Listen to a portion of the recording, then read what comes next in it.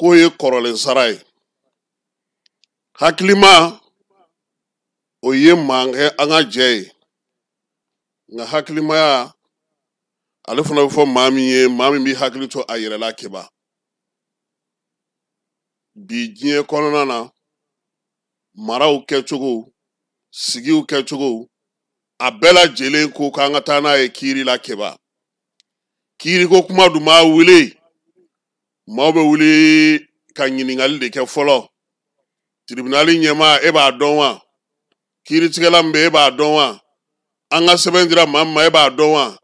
an kan ka taa procureur fɛ aw ka mɔgɔ b'a dɔn wa walima ni karisa b'a dɔn a t'o wele wa keba n ka magistrat cɛkɔrɔbaw ko ma ko nin ye kiiri gɛlɛya yɔrɔ dɔ ye nka nin waati in na hali na anw dɔ tɛna se ka o fɔ gɛlɛyaw b'anw ka kiiriso kɔnɔ bi min bɛɛ lajɛlen b'o o kalama keba degun b'anw ka kiiriso kɔnɔ bi min bɛɛ lajɛlen b'o kalama keba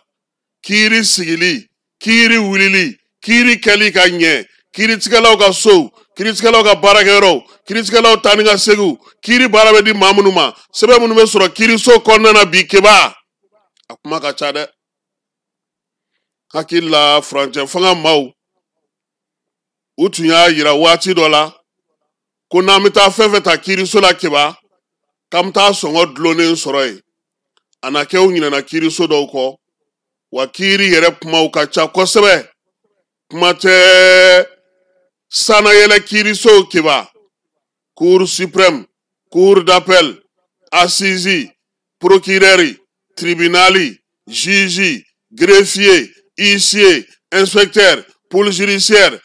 keba kuma ka ca dɛ a dɔw yɛrɛ fɔli dɔrɔn ko i dira enquêteur ma keba i ja bɛ tigɛ n bɛ ka nin bɛɛ fɔ kun jumɛn na keba an da bɛna na se kiiri ko kuma min ma bi a kuma ka girin a kiiri kuma a lomo lamara siɲɛ caman a kiiri ko a lankolonya kuma caman a kiiri sigitɔ a wulitɔ a yɛlɛmatɔ a falenfalenw kɔnɔna na keba a maritaba bonyana denjugu ka jurutiba nataba la nataba fana ni sugula mini keba anw ka jamana kɔnɔ bi fɛn damadɔw bɛ yen n'olu ma falen hali n'an y'an si kɛ baara la a ti ɲɛ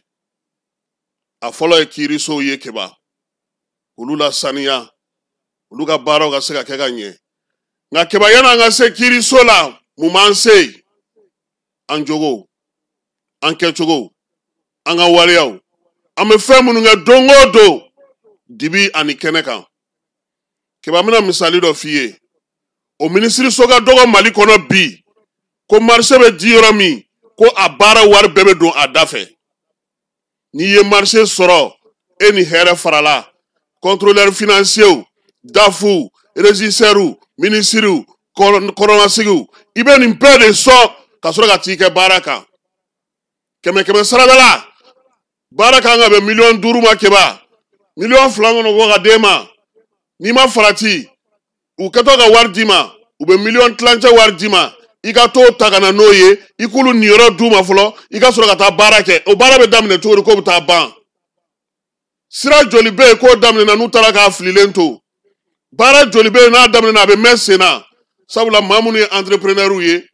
olu yɛrɛ bɛ sɛgɛn min kɛ ka marché sɔrɔ n'u ye marché sɔrɔ u bɛ min ni minisiriso yɛrɛ kɔnɔna na u bɛ min ni mɔgɔw la yaasa u ka se ka baara kɛ wari foyi tɛ to u bolo baara ɲuman tɛ se ka kɛ nin b'an ka minisiriso caman kɔnɔ nin b'an ka direction caman na dɛ a yɛrɛ bɛ f'i ɲɛna ko directeur ko n'i mana nin de k'a tɛ di entrepreneur tulo bɛ n na o fournisseur tulo bɛ n na coxeur tulo bɛ n na marché public mɔgɔw tulo bɛ n na keba o ɲuguɲugu an ka ministre tɛ wari minɛ dɛ nka anw kɔni anw t'a kɛ fu dɛ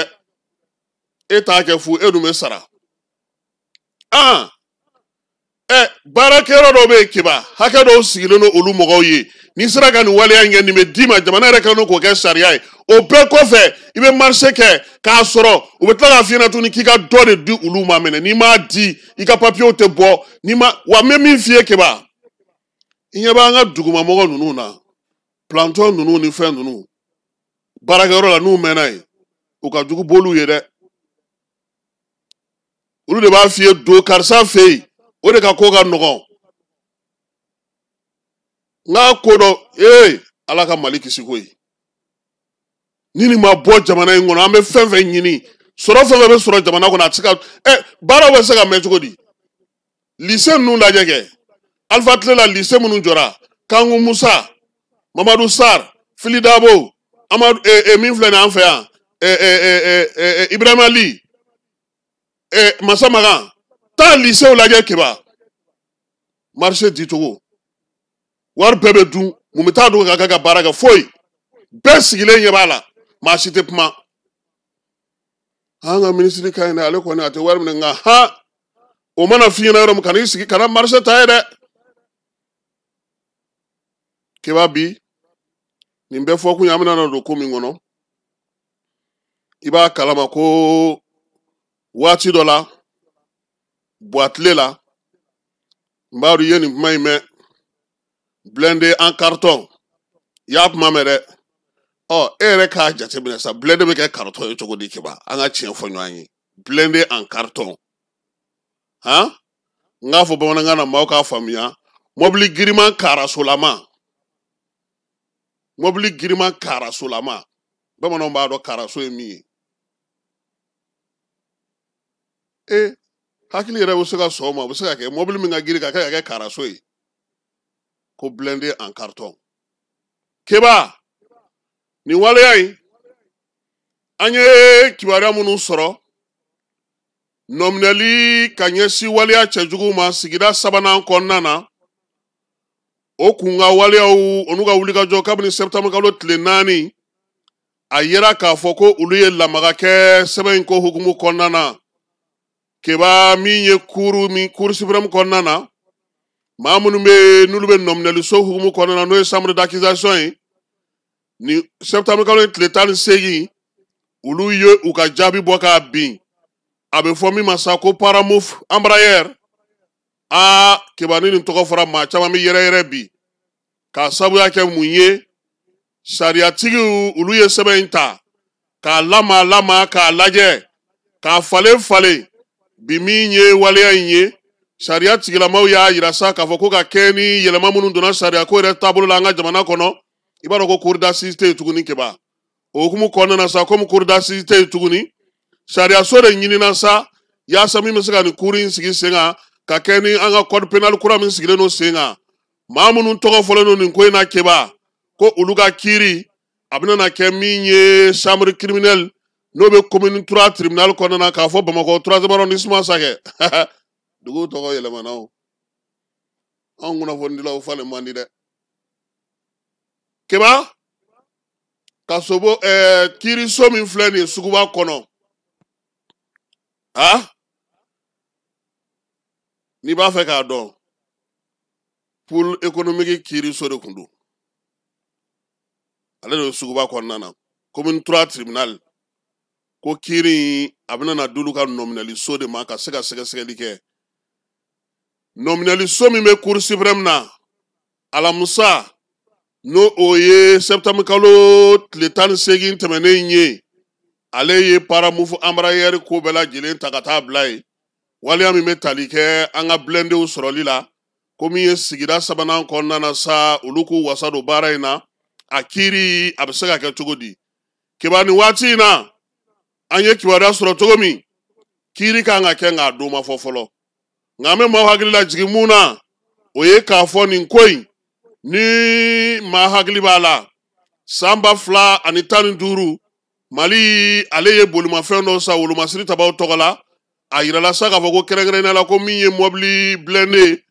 o kun ye 36 ye Keba blindé ninnu yɛrɛ tɔgɔ kun ye ko Marudɛr ale de kun kan ka di an ka jamana ma Sud-Afrique baarakɛyɔrɔ dɔ fɛ o de ye paramouf in ye paramouf limited sɛbɛn yɛrɛ journaliste y'a tɔgɔ ko ye siɲɛ kelen paramouf kabini juillet kalo tile 28 san 2022 Keba procureur yi terikɛ ni o bɛ cour suprême kɔnɔna na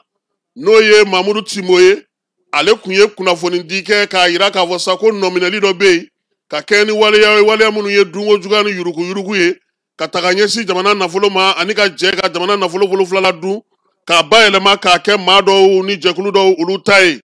o hukumu kɔnɔna na sa a yira k'a fɔ ko min ye sugubulon min sigira o senfɛ miliyari 3 n'a kunkanfɛn kɛba jamana nafolo ko jamana kumaniyara o ma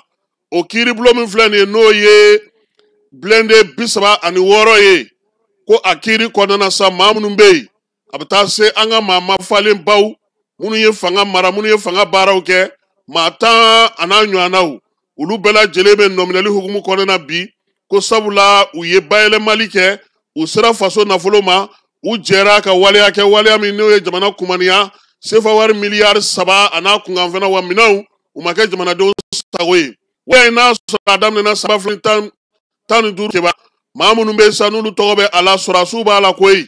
General Drabo ale tɔgɔ fɔlen don kuma in na min ye colonel major Nuhun Dabitaw ye ka taa se Mahamani Ture ma ni ale ye Wolomasiri Tabaw ka dagayatigiya kɛ Baru kɛlɛtigi jɔyɔrɔ ɲɔgɔnna ale y'o kɛ n'o ye General Mahamani Ture ye ale tɔgɔ bɛ kuma in na o fana kɛrɛfɛ kɛba min ye maa wɛrɛw bɛ olu tɔgɔ fɔlen don kɛba on ami Bubu Sise dɛ premier ministre ko ale ye n terikɛ ye koyi k'a tɔgɔ bɛ sɛbɛn in na taa marakala ka na n taa kalo cogoya lajɛ Bubu c'est mon ami hein premier ministre kɔrɔ Bubu Sise kɛba ale tɔgɔ bɛ a la min ye ministre min bɛ yen n'o ye Wolomasiri Tabaw ka ministre kan ka jamana kɔnɔ Cɛman Ibɛri Kulibali o tɔgɔ bɛ a la ale ye Wolomasiri Tabaw ka ministre kɛ Mamadu Igor Jara ale ye sɔrɔ ministre kɛ Babaliba ale tun ye BMS o ɲɛma ye Cɛnan Kulibali ale fana ye Wolomasiri Tabaw ka ministre kɛ kɛba ko ninnu de welelen don bɔgɔ jeninen kan n'o y'a sɔrɔ maa nɔminɛlen ninnu dɔw u bɛ jamana kɔnɔya kɛba ko dɔw minɛlen don dɔw bɛ olu b'u ka so nka dɔw bɛ yen olu ni Mali cɛ ka jan dɛ nka ko sɛbɛn bɔra a bɛ fɔ ma sa ko mandat d'arrêt international k'u wele ko ka u nɔminɛ nka u ma se ka ye o la sa nɔminɛli baara min kɛra Cour suprême na juillet kalo san 2022 san o y'a yira k'a fɔ ko u ma ye o la sa min ye kiiri tigilamaw ye ani kiiri masurunamaw ko k'u ka kiiri kɛba a bɛna kɛ u kɔ a b'a fɔ ma tubabukan na ko jugement par contumace ko ni Ala sɔnna a ma maa mana n'o ma ye ni kiiri don fɔra olu bɛɛ lajɛlen ta na kɛ jugement par contumace ye kɛba ni kuma de bɛ dugu kɔnɔ bi nka kojugu ye maa karamɔgɔ yɛrɛ kɛba n'an ye dɔ kɛ kɔrɔlenw na an tɛ to ka kura dɔw sasa ka gɛrɛ waleya dɔw bɛ yen dunko juguya kɛra olu fana na olu fana kan ka lajɛ ka sigi sen kan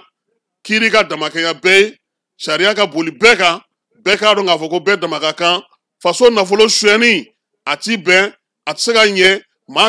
kana sɔn a ma o la misali ɲuman bɛ di kɛba sɔgɔmada in na Paramount